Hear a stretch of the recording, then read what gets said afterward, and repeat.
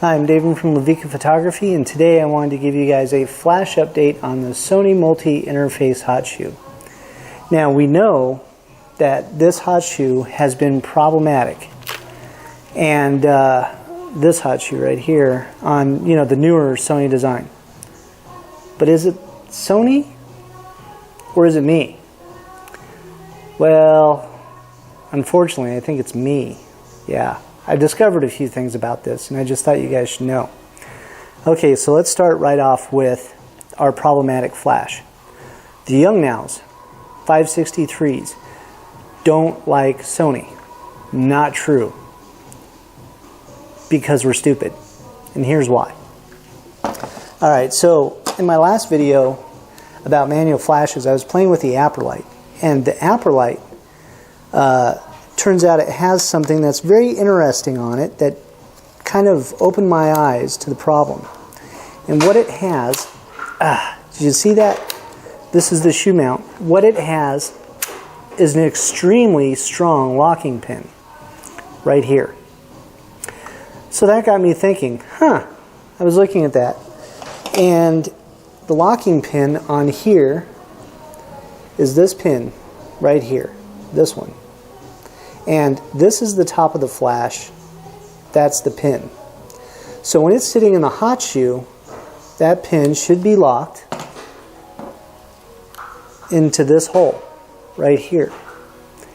And if you notice, the distance from this hole to the front of the hot shoe is considerably more than the distance from this pin to the front of the Yongnuo flash. So that got me to thinking. I was like, is it a Sony issue or is it just operator error? Well, guess what? It's operator error. This entire time, for over a year, I feel so stupid. I can't tell you how ridiculous I feel, because I'm passionate about my work. And being somebody that's used equipment like this for a couple decades, you would think I would think about this stuff. No, not at all. Didn't think about it once. Whatever. But anyway, that's either here nor there. Now the Yongnuo, let me go back to the Yongnuo flash. What I wanted to comment on is the universal hot shoe. From this locking pin right here to this center pin, wherever the center pin is, right here, that distance is exactly the same from every manufacturer that makes a universal hot shoe flash. This includes Canon, Nikon, Pentax, Olympus, and all of our off-brands. Pro Master, Yongnuo, Aperlite, whatever you want, they're all the same. Metz, doesn't matter, they're all the same. So, that's because it's universal, duh. But anyway, here's the thing. What I noticed about the Yongnuos, and the reason why there's such an issue, when you unscrew this all the way down, the pin is completely hidden and flush. Well, when you slide this onto the camera, guess what? When it's that flush, it doesn't want to lock.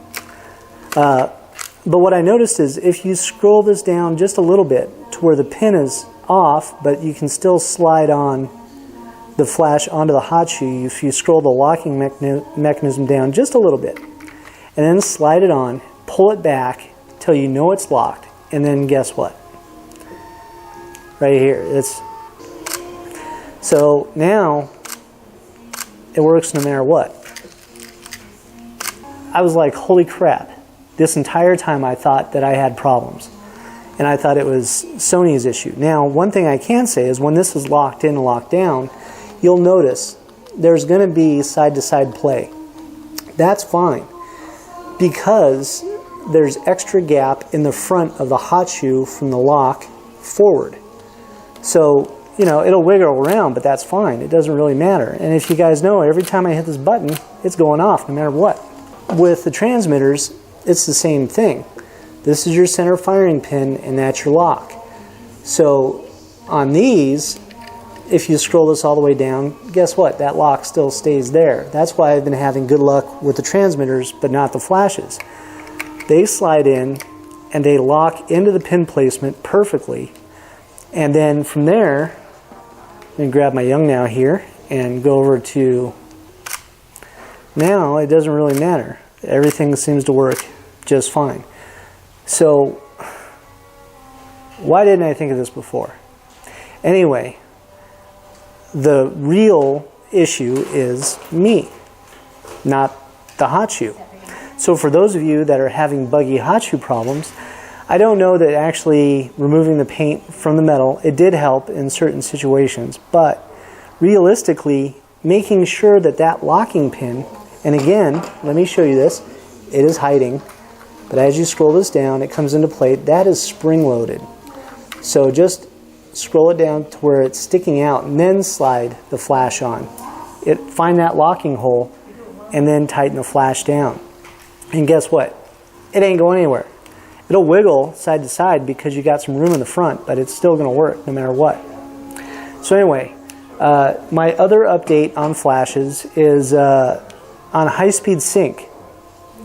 Our biggest problem is we're still stuck without a wireless transmitter for high-speed sync that's a true dedicated system. And as of today, and this is the 15th of May, and Nissan and the DI-700 Air Commander, which I am anxiously awaiting on, as of 20 minutes ago, I actually pulled my order.